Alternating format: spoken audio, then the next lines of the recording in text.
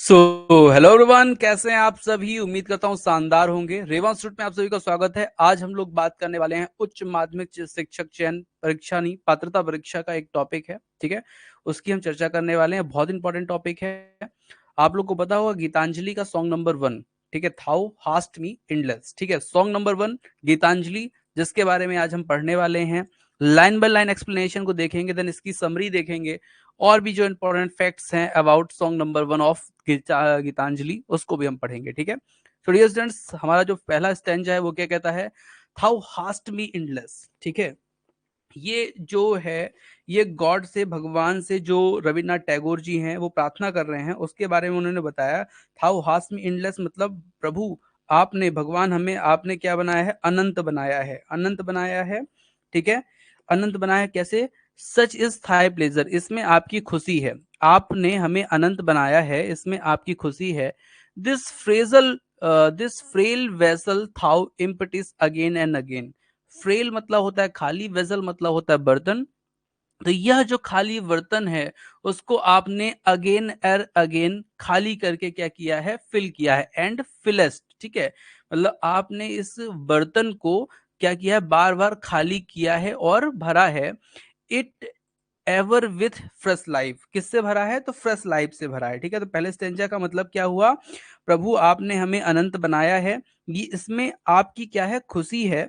इस नाजुक बर्तन में या कमजोर बर्तन में आपने बार बार खाली किया और उसे क्या किया? एक नए जीवन से भरा है। तो फर्स्ट स्टेंजा का जो मीनिंग है वो ये निकलता है।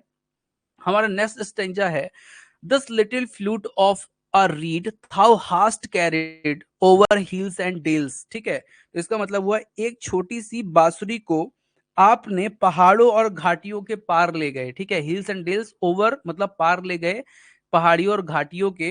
किसको? एक फ्लूट मतलब बांसुरी को, छोटी सी बांसुरी को आप पहाड़ों में और घाटियों में लेकर गए, ठीक है। और उसके बाद क्या है? तो बोलते हैं और इसके माध्यम से आपने क्या किया है? उसमें जान फूंक दी है, ठीक है। कैसे? Has breath through it melodious eternally new, और आपने उसमें क्या की है? तो नई जान फूंक दी है, ठीक है। मतलब प्रभु को ये बोलते हैं कि आप जो इसे आपने हमें इस दुनिया में भेजा और हमें सांस दे करके, हमें जीवन देकर आपने उसमें क्या कर दिया? एक नई जीवन जो है उसमें आपने संचार कर दिया है, ठीक है।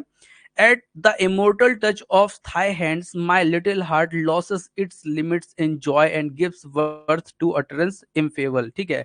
At the immortal touch, ठीक है, मतलब जो आपका immortal touch है, आपके जो हाथों से जो आपने हमें जो टच किया है, जो स्पर्श किया है, उससे क्या हुआ? मेरा जो हृदय है, my little heart, छोटा सा जो हृदय है, loses its limit in joy, मतलब वो खुशी के मारे अपनी जो लिमिट है वो क्या कर चुका है? भूल चुका है। And gives words to utterance in fable, और वो कुछ भी कहने योग्य नहीं है उससे, मतलब इतना खुश है कि वो उस चीज को बयान नहीं कर पा रहा है, ठीक है, मतलब कहने में असमर्थ है, ऐसा इसका मतलब निकलेगा।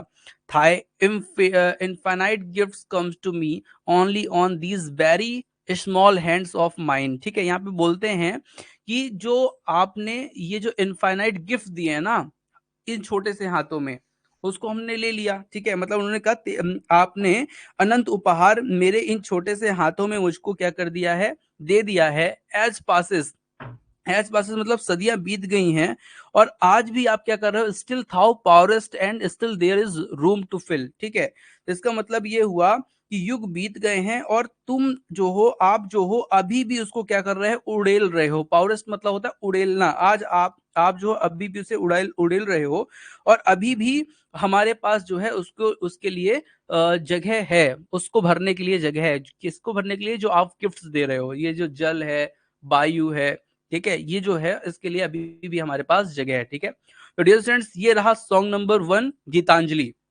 डियर स्टूडेंट्स, आगे चलते हैं। आप लोग को बता दें कि इसकी समरी भी हम देखने वाले हैं। समरी में आप लोग को मैं बता देता हूं, ध्यान से समझिएगा, ठीक है। और यहीं से क्वेश्चन आपके एग्जाम में आए